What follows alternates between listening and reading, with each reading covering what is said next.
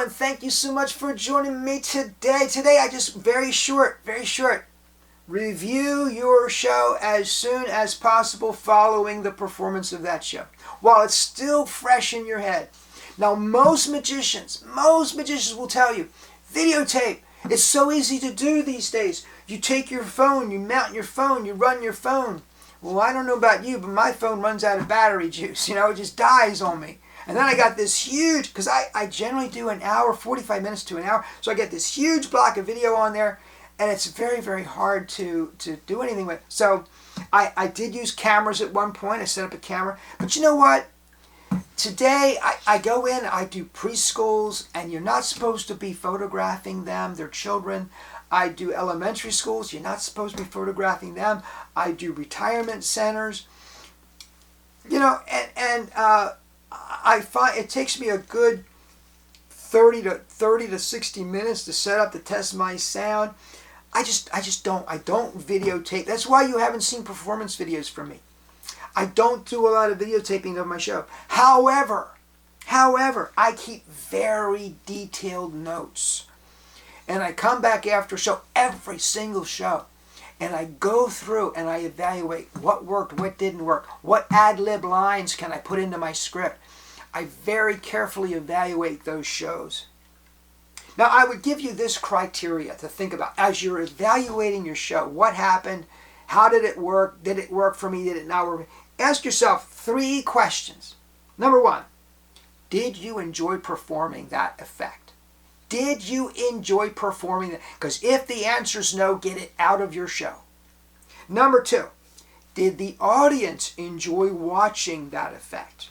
If the answer is no, either you need to refine that presentation, you need to work on that a little bit more, or you need to get it out of the show.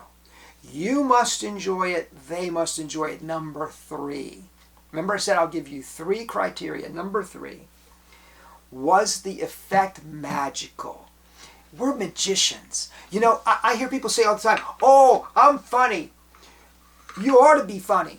You ought to be funny. You ought to be able to do humor. You ought to be able to create humorous situations. But at the end of the day, they hired a magician. They didn't hire a stand-up.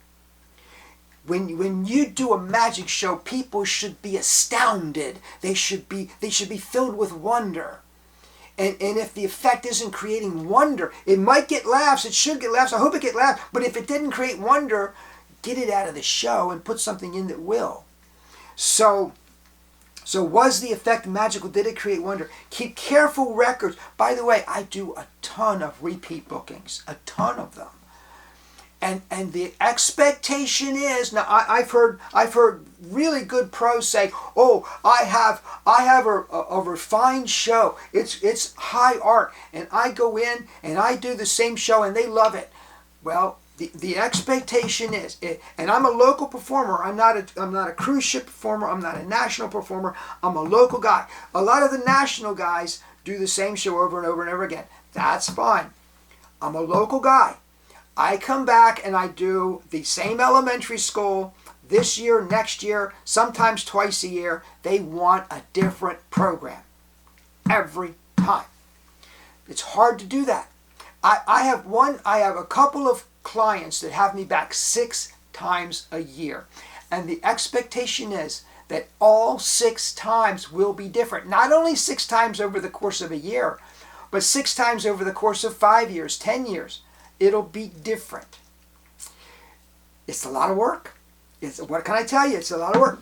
But that's what you do. So I keep very careful records of what I did for this client and this client and this client, and how it worked and what was received and what their personality is like, because different audiences respond differently to different things.